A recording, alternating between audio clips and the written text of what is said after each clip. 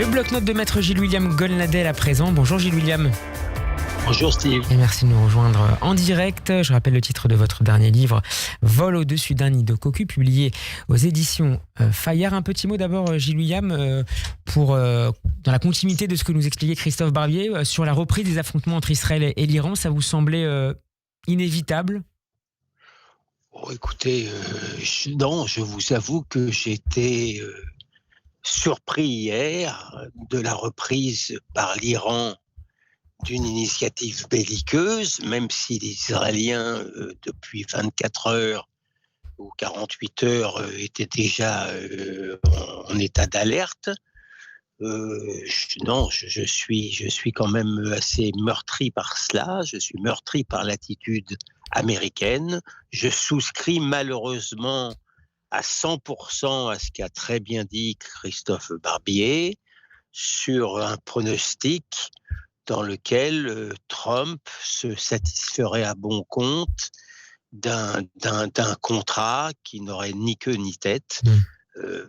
La manière dont se déroulent les choses et les relations, pour aller le plus loin de mon pessimisme, les relations aujourd'hui entre Trump et Netanyahou, avec un Trump qui est rien moins que fiable, un Netanyahou dans un état de faiblesse particulier, et comme si ça ne suffisait pas à mon pessimisme, le crédit israélien dans la population américaine qui est en chute libre, et je le ressens non seulement comme un péril, mais comme une terrible injustice, parce que ce discrédit-là a été causé par un des pires mensonges qui ait existé dans l'histoire moderne.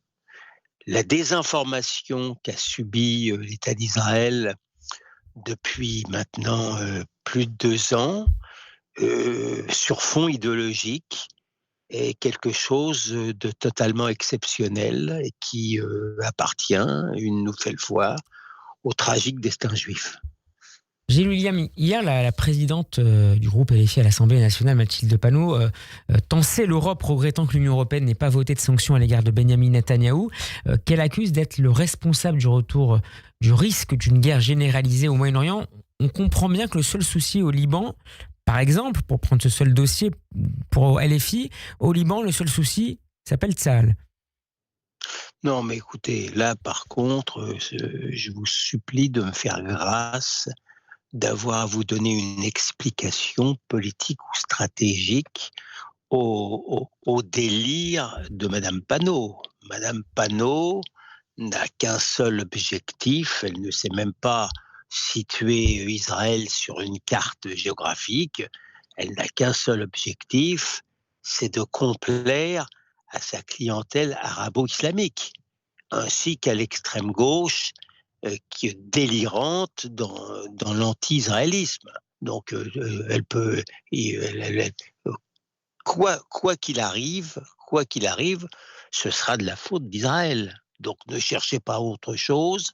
Nous avons affaire à un parti antisémite, nous avons affaire à un parti raciste,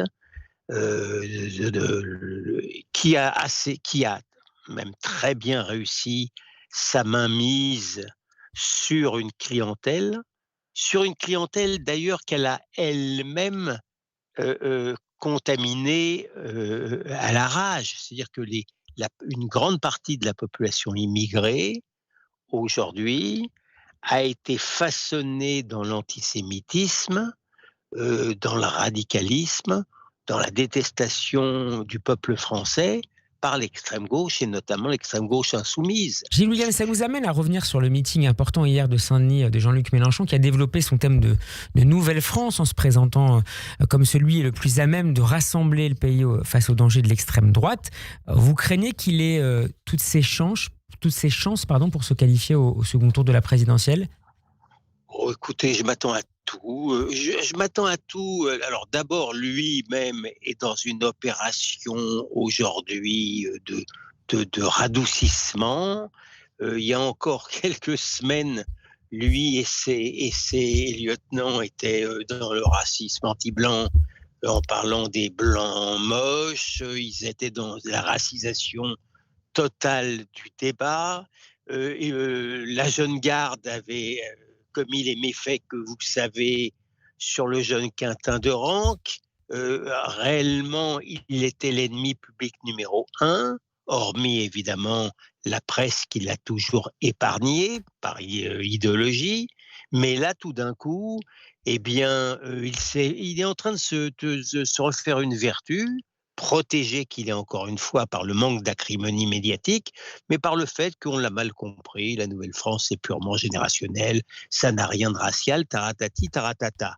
Donc, compte tenu de la tolérance dont il bénéficie, je me garderai bien de tout jugement trop pessimiste sur ce qu'il va faire.